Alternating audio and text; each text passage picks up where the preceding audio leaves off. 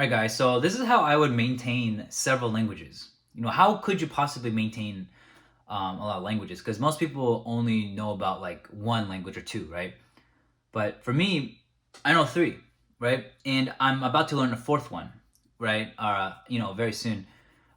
So for me, I know French, Japanese, and English, right? And I plan to learn Arabic as my fourth language. So those are three languages that are extremely different from each other. You have Japanese, and then you have French and English, which are both categorized into the European languages. And then you have Arabic, which is completely different from Japanese and French, and it's like so.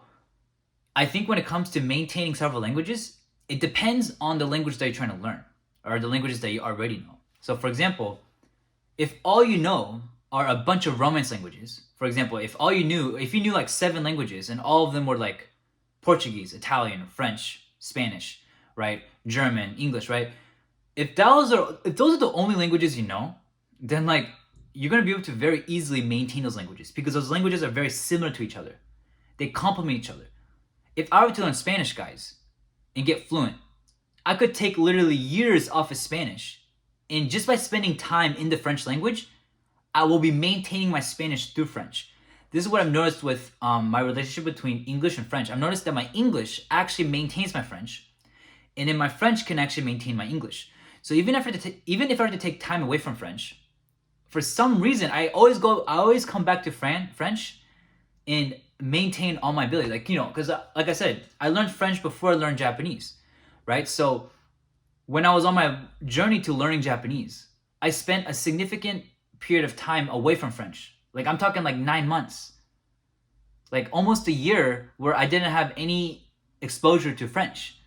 Yet when I came back to French, right, and immersed myself in the language, I was still able to maintain it for some reason.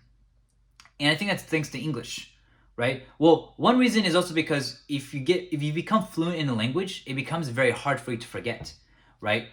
But this applies even more when it comes to learning similar languages. So if you're to learn like French, Spanish, Italian, which are all pretty much like the same language because they come from the same language, Latin, like it's going to be so easy to maintain all of them, especially if you reach fluency in all of them. If you're fluent in all of them, you're going to hardly need to do any type of work to maintain those languages because those languages are very similar to each other.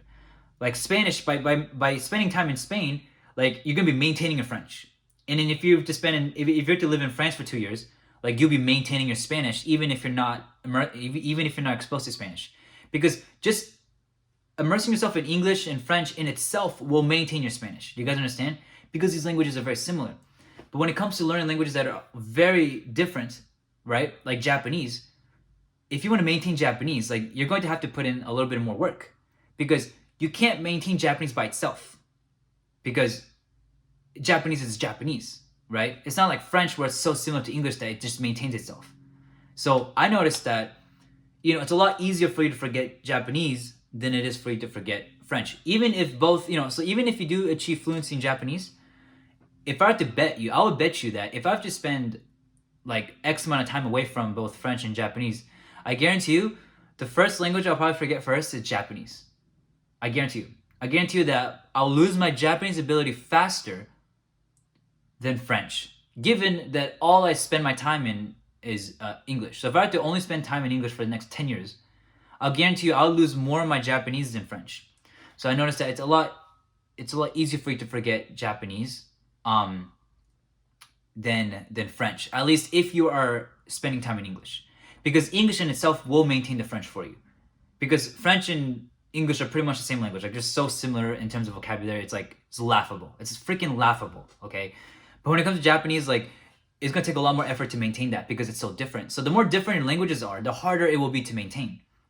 So, and especially when I'm learning Arabic now that's an entirely new, completely different language that I'm going to have to maintain all that by itself. Because if I were to learn Arabic, hypothetically speaking, like I'm gonna have to find ways to maintain that because it's like it's gonna, if I don't use it, it might go away because there's no other languages that are gonna help me maintain it. Whereas like if you knew like 7 languages, but all of them were like Romance languages, like each language will maintain itself because they're all similar. It's like a spider web that's all connected to each other.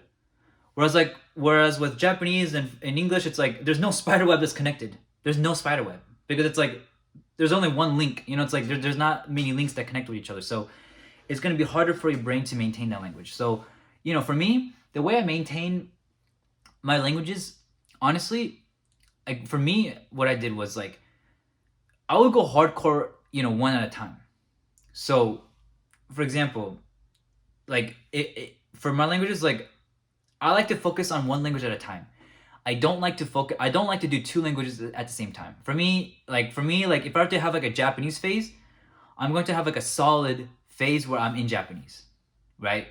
And then if I'm going to have like a French phase, I'm going to have like a solid phase where I'm only in like speaking French, immersing in French. Like when I was in France like a month ago, that I was only speaking French. I was only immersing in French content, so I got accustomed to French, right? So I was like in the French mode, and I noticed that when I go in these bursts of go pretty hard for a couple months with one language and then go to the other language for a couple months hard, I noticed that that's a really good way of maintaining it.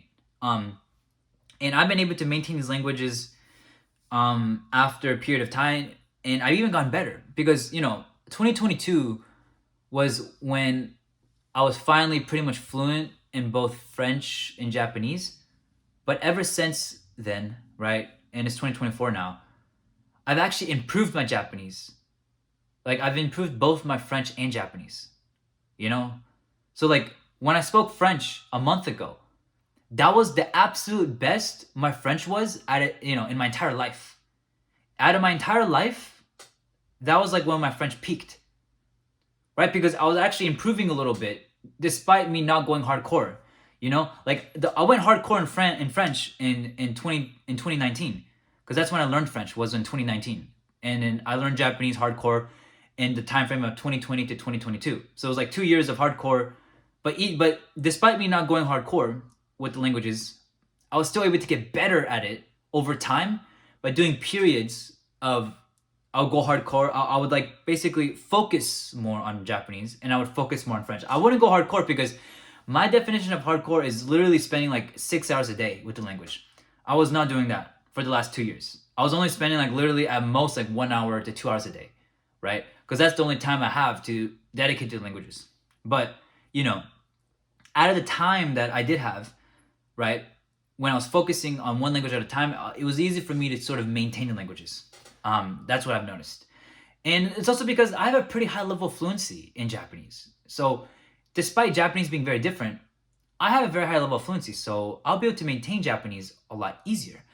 So that's why I don't really forget it, because I just know a lot of the language. I have a very massive vocabulary in Japanese.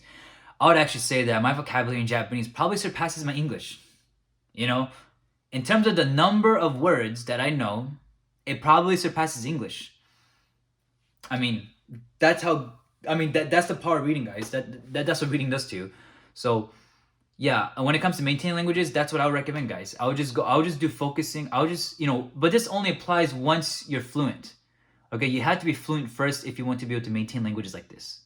So, you're going to go one at a time. So once you're fluent in all the languages you want to know, and if you want to learn how to maintain it, I'll just focus one at a time. So ideally what you want to do is if you want to be really like traveler nomad type guy, like you would spend like 2 to 3 months like in France. You live there for 3 months in France, and then boom, you dip and you spend like another 3 months in Japan. And boom, you dip and you go to like Dubai and you spend another 3 months like speaking Arabic. Like that would be an example of like how I would live my life if I was fluent in all these 4 languages. That would be an example.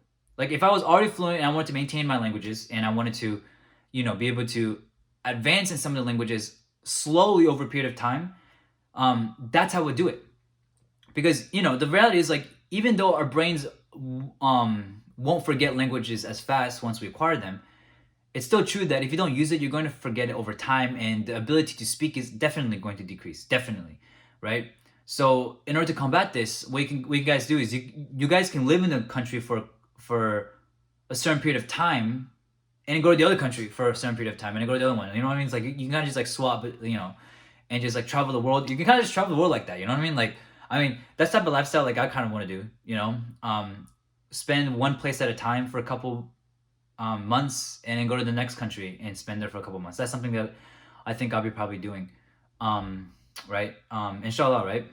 So that's something I would like to do in order to maintain my languages, because I think the only thing that's holding me back from becoming native level in French and Japanese is definitely like living there. I have to live there because there's so many limitations, when it comes to the language, when you don't have like friends that you see every day speak those languages. Like, if I were to have a friend I was talking to every single day with Japanese, it might be different.